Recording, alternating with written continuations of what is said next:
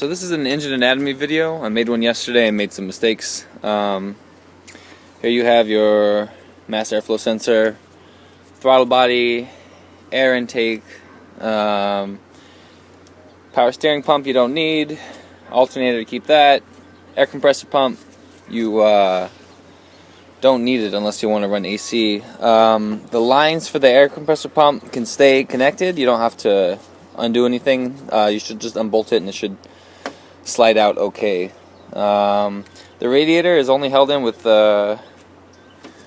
two bolts, and it should just slide up with the hoses removed.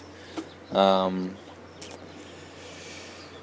thing you'll need to note is that you need to keep this thing. It's the igniter.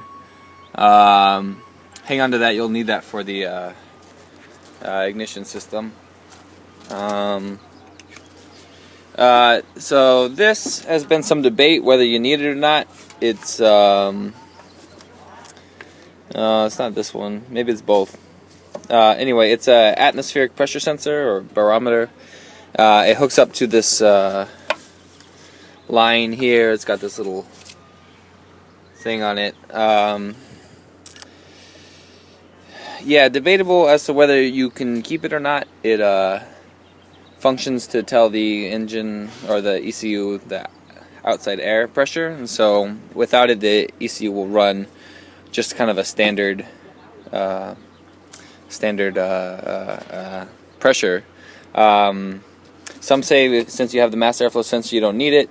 Other engines use manifold pressure and you do need it, and the turbo engines I've read you definitely need it or they won't run properly. That's pretty much it. Yeah, the plugs were back here. You have to undo those. I can't really focus in. The plugs go back there. I cut the ones to the transmission because you don't really need them.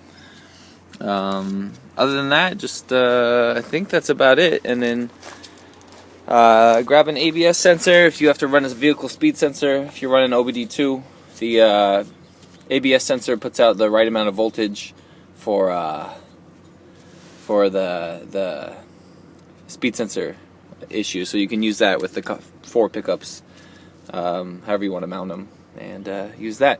It just plugs up here into the wires that come into the engine. So I'm going to take the plug with it, but it just comes out through there. It has some bolts up in here. It's kind of dark to see, and then this bolt here.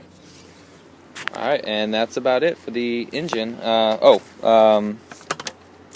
Fuel filter. Top one is the inlet, at least on this car. It's got this cool bracket, so you can actually mount the stock fuel filter to the car. Some people say you can go back and pull out some lines. I haven't done that. I haven't gotten in there, but maybe it'll be something I'll do today. Yeah, and that's about it. Cut the throttle cable as far back as you can if you want to reuse some of it. And then this wiring right here for the alternator.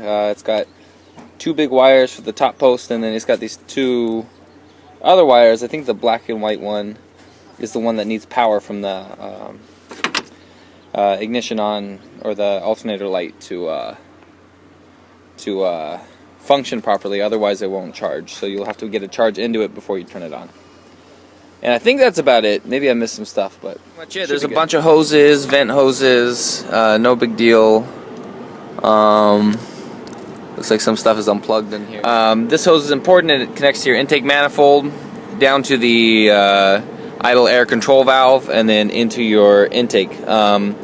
You will need to run this hose into your intake system if you want the idle air control valve to function. There's a way to delete it, but it works a lot better with it. The other wiring that you're going to look at is what belonged here. There's going to be some fan relay things. All the relays have been taken out, but it's just actually going to be like this little slit here. It's going to have some relays in it. And all the wiring to it underneath you can hang on to. It goes into the body here. It comes down, comes around, and then routes into the fan wiring way down in there. It runs along. You can hang on to that if you can use a stock radiator. Hang on to the fan wiring because the plugs just fit right in, and then you can go straight to the thing.